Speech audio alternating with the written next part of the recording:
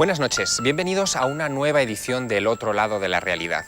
En esta les vamos a proponer un pequeño viaje por el tiempo.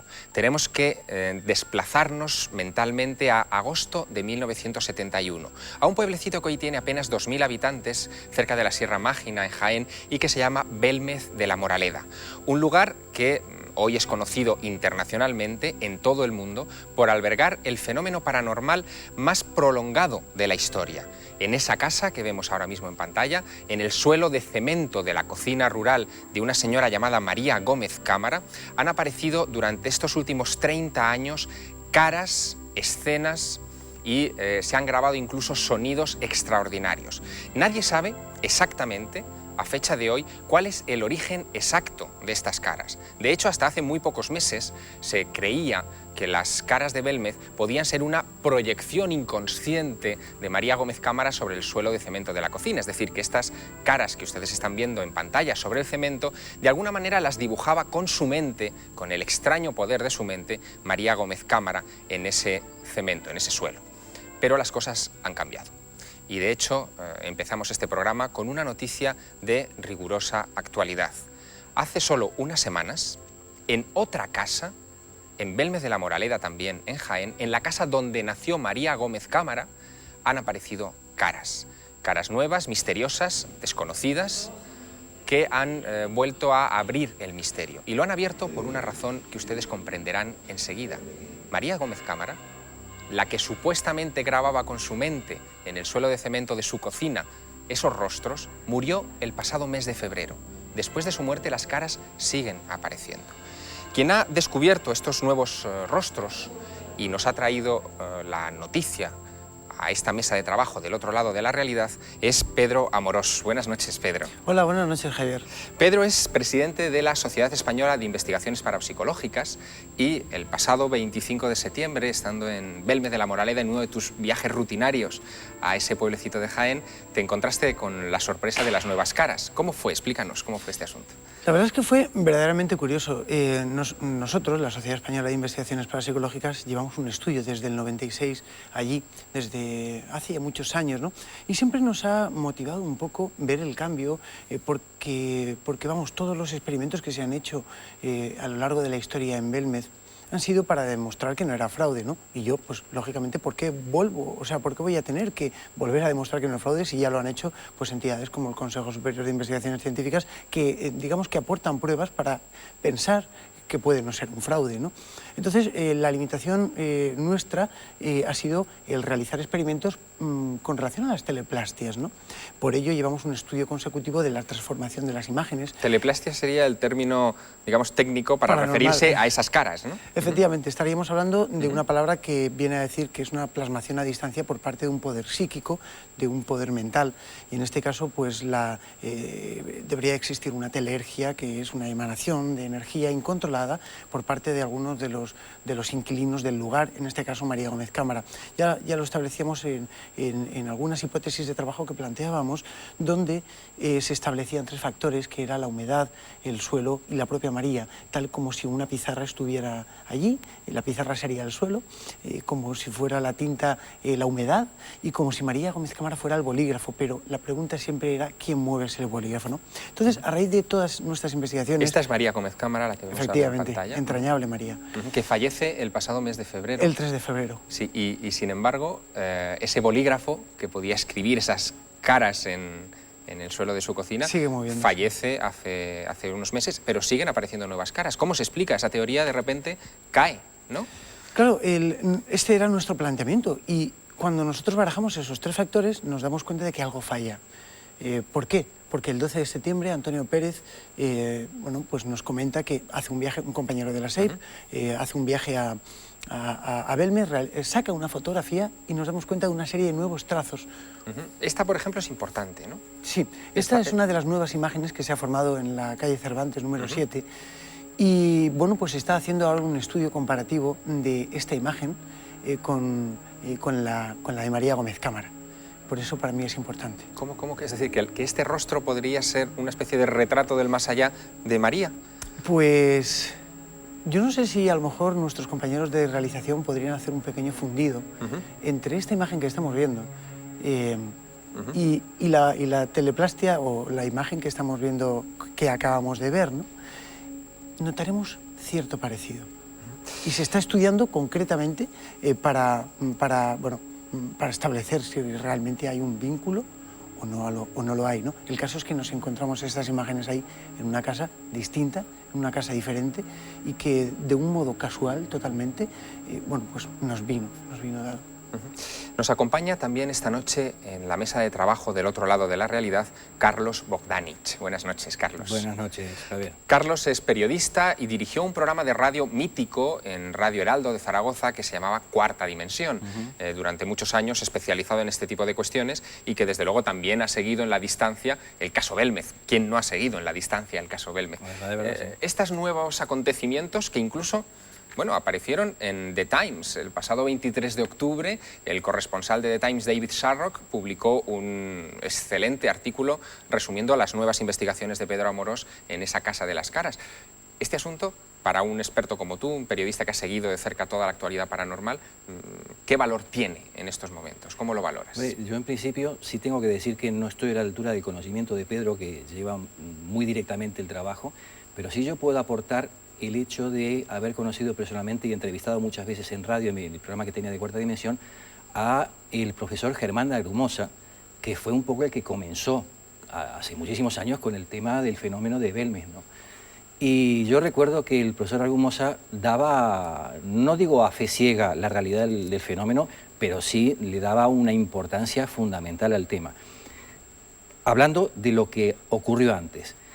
De esto nuevo, pues aquí se plantean, y además he tenido oportunidad con Pedro, antes de empezar el programa contigo, Javier, de comentar unas cosas. De esto nuevo que está apareciendo, está generando más interrogantes, pero quizás ese interrogante que se plantea en esta nueva manifestación de lo de Belmez, yo creo que nos va a acercar más a la realidad o al origen, por lo menos teórico, de este tipo de fenómenos. Porque aquí surge algo. Todos pensábamos que muerta la persona en cuestión, iba a desaparecer todo, o por lo menos no se iba a producir nada más. Pero claro, todo esto llama mucho la atención y puede esto conllevar a unas teorías nuevas sobre los temas de la teleplastia. Me gustaría que recuperáramos también alguna imagen antigua de las caras de Belmez, de las que están en la calle Rodríguez Acosta 5. Hoy es la Cuesta de las Caras. Evidentemente esto es un fenómeno que ya se ha aceptado como parte de la cultura local en Belmez de la Moraleda. Ver alguna de esas caras antiguas del año 71 y compararlas con estas caras nuevas que han aparecido, porque el estilo es algo distinto, ¿no? Hay algo que cambia. Parece ser que, según nuestras noticias, entre comillas, el mismo pintor que pintó las caras de Belmez, parece ser que va a ser el mismo pintor que haya interpretado esto. De todas maneras, los rasgos son diferentes, las imágenes son distintas en cuanto a expresividad. Por ejemplo, es raro encontrar una imagen que sonría en la Casa de las Caras, y sin embargo aquí había una que nos sonreía y era curioso y nos sorprendimos, ¿no? Sobre todo estamos ahí con María Rodríguez, la alcaldesa, nuestra querida alcaldesa, que es una persona estupenda, entrañable, y decía, qué raro que una cara sonría, ¿no? Y efectivamente sonreía, tenían unos rasgos distintos. Y quiero comentar una cosa porque es curioso. Para nosotros era muy difícil, sobre todo, evaluar un fenómeno que se ha formado, del cual tenemos la llave de la casa y la otra llave la tiene el ayuntamiento. Investigamos en él y el otro día, concretamente, en la rueda de prensa que se hizo, cuando terminó la rueda de prensa, los medios acudieron a la casa, acompañadas por María Rodríguez, y vieron cómo delante de las cámaras, como delante de los periodistas, se formaba una imagen concreta. Se formaba una cara. Y así lo reflejaron algunos diarios de la zona, diciendo no solamente la Sociedad Española de Investigaciones Parapsicológicas ha sido testigo de una de las formaciones, nosotros las hemos visto. Y en fin... de todas maneras, da la sensación de que Belmez es una especie como de centro o de núcleo donde se aglutinan varios fenómenos paranormales. Vosotros habéis grabado bastantes psicofonías en ese lugar. Explícanos qué es una psicofonía y pasaremos a escuchar alguno de esos sonidos, entre comillas, del más allá que se han grabado en la Casa de las Caras. La psicofonía no es ni más ni menos que un sonido que de alguna manera se interpreta como una voz, como un mensaje, y se entiende de forma que se puede saber qué es lo que dice, ¿no? Se puede interpretar. normalmente suelen responder a preguntas que se hacen, con lo cual se piensa que el fenómeno es interactivo. Pero en realidad consiste en dejar una grabadora en un sitio sin que haya nadie y que, sin que haya nadie, insisto, ninguna cuerda vocal por allí, ninguna persona, se quede grabado un mensaje inteligente, ¿no? Efectivamente, la técnica es muy sencilla, con un simple grabador y una cinta virgen y un micrófono con cable en el silencio, eso sí, con un cuadernito anotando cualquier ruido. Alteración que ocurra, claro, efectivamente, natural. pues entonces se graba el silencio y supuestamente hay voces que se meten en ese ruido de fondo, en ese silencio. Permíteme que les pida a nuestros telespectadores que se levanten ahora mismo de la silla, del sofá, se acerquen al televisor y presten mucha atención. Escuchen esta voz que se ha grabado en la casa de las Caras de Belmez, que la ha grabado Pedro Amorós y que parece decir borracho.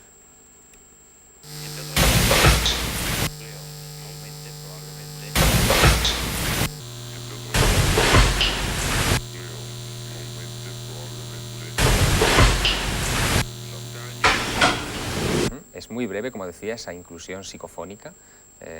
Es como si estuviera acelerada la voz, ¿no? Sí, pasa una cosa y es que normalmente las psicofonías suelen aprovechar las modulaciones del ambiente para introducirse. Es un completo error y cuidado que yo soy bastante científico, no digo científico porque si no me pueden pegar, pero soy bastante científico en ese sentido, ¿no?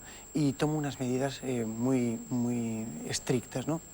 Suelo ir acompañado de analizadores audioespectrométricos que te dan las frecuencias instantáneas para que tú no confundas una voz. Las voces son débiles, sobre todo en esta nueva casa, sobre todo donde se grabó esta, y a mí me recuerda una cosa y lo recordaréis vosotros también. A nuestro querido amigo Germán de Argumosa, al profesor Germán de Argumosa, ya se manifestaba una voz diciendo borracho. Sí, señor, sí. Recuerdo Hace 30 años. Es cierto, sí, es verdad, es verdad. Hace 30 años. Vamos a escuchar otra de esas psicofonías grabadas en las casas, ya hay que hablar de casas, de las Caras en Belmez. Vuelvan a acercarse al monitor y presten atención.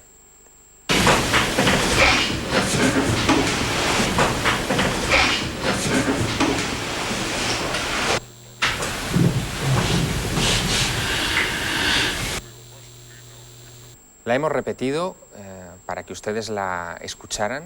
Siempre se hace así, porque si no es muy difícil a la primera captar el mensaje, pero sí queda bastante claro ese mensaje. Yo es que lo oigo como si fuera una voz humana. Me llama la atención mucho esto de hacer un pozo, porque quizá ustedes lo recuerden, por lo menos nuestros espectadores que vivieron aquella hazaña, aquella epopeya en la prensa de los años 70 con las Caras de Belmez, pero en un momento dado se picó en el suelo de la cocina, se practicó un pequeño pozo, aparecieron huesos y se descubrió algo que es casi de argumento de película Poltergeist.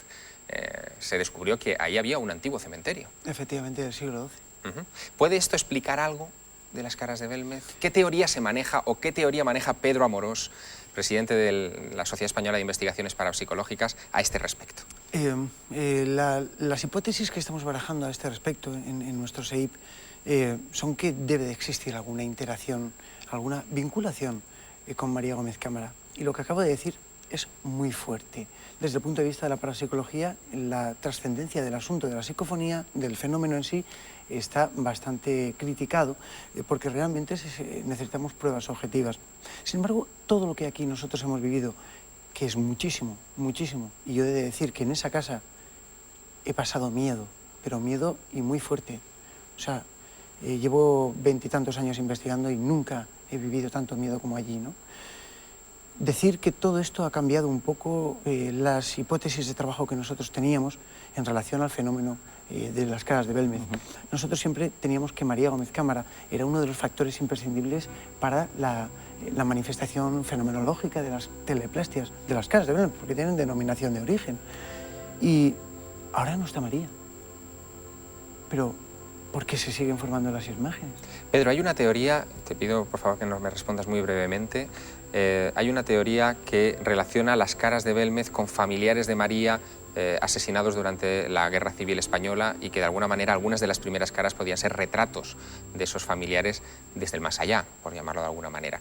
¿Cómo valoras esa teoría, esa aproximación a las Caras de Belmez? Yo creo que en toda investigación hay que guardar un máximo de respeto, por supuesto, la investigación tan profunda, histórica y analítica que se hizo por parte de Iker Jiménez y de Luis Mariano Fernández y que tuvo como objeto la publicación de un libro, pues evidentemente tiene para mí un rigor importante, ¿no? Sobre todo porque yo viví ese rigor en primera persona, porque cuando todo esto empieza a destaparse estaba yo con Ricardo Bru haciendo un programa de televisión donde se planteó el hacerlo, ¿no? Y ahí sí fue como saltó la chispa, y esa chispa planteó una nueva hipótesis, una nueva visión de cómo ver este asunto, indudablemente interesantísima, ¿no?, por el mundo de la investigación. Sea como fuere, lo cierto es que con la Guerra Civil Española se han relacionado varios importantes núcleos donde han ocurrido fenómenos paranormales. Vamos a visitar, dentro de unos minutos, después de la publicidad, un lugar tan espectacular, tan dramático como es el pueblo de Belchite, a 45 kilómetros de Zaragoza, bombardeado durante la Guerra Civil, que todavía hoy conserva las cicatrices de aquellos enfrentamientos y donde, desde unos años a esta parte, se han captado todo tipo de sonidos extraños, de psicofonías, de ruidos del más allá, si quieren ustedes llamarlos. Los analizaremos enseguida, después de la publicidad. Por favor, sigan aquí con nosotros.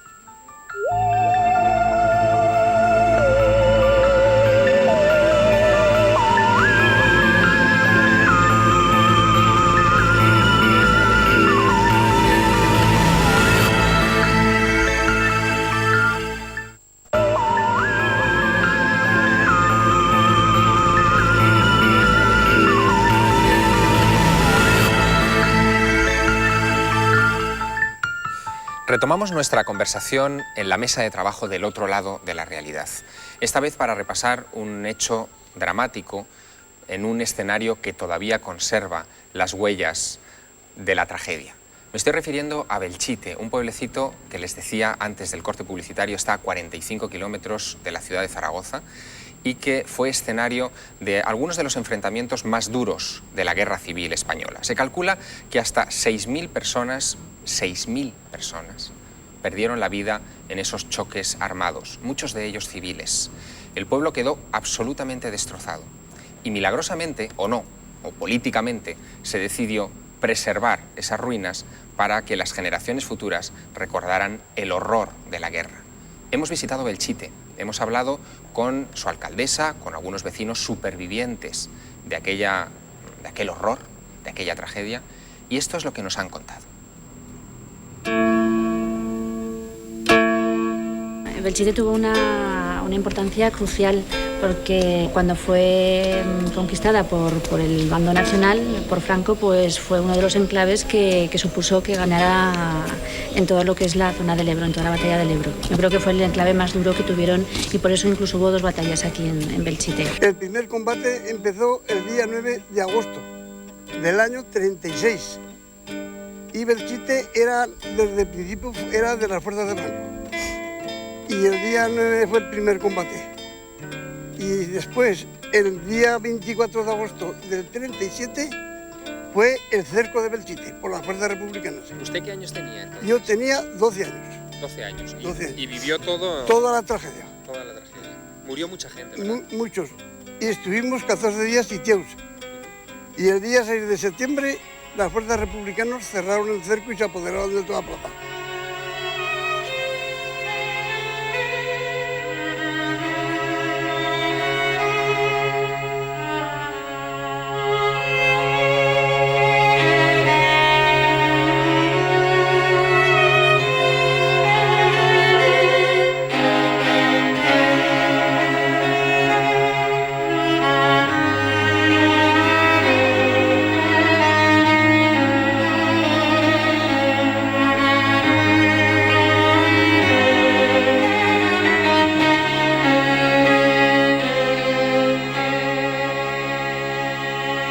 Belchite tenía esta iglesia a la espalda nuestra, la iglesia de San Agustín.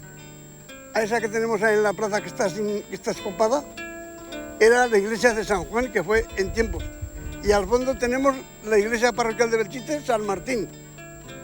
San Martín. Y el pueblo era un pueblo de 4.500 habitantes, tranquilo hasta que llegaron los partidos. Entonces se jodió lo que somos los españoles, Mucha gente ha acudido a Belchite estos últimos años porque pensaban que aquí se podían grabar sonidos que habían quedado impregnados en la guerra civil ahí, en las ruinas de Belchite Viejo. Sí. ¿Qué se piensa aquí en el pueblo de este asunto? Pues, hombre, eso crea expectación, ¿no? Pero aquí, en el pueblo hay opiniones diversas, obviamente, pero es un poco escéptico, porque, yo sí que he tenido oportunidad de hablar con personas expertas en la materia, con personas de la ciencia, que me han explicado un poco y que tienen grabaciones y realmente lo han contrastado con sonidos de aviación y se identifican sonidos de determinados aviones. Pero bueno, aquí, como eso no lo hemos experimentado nosotros directamente, ni tampoco se nos ha explicado a la gente en general en qué consiste, pues en eso lo tenemos un poco ahí apartado, ¿no? No nos metemos en ello.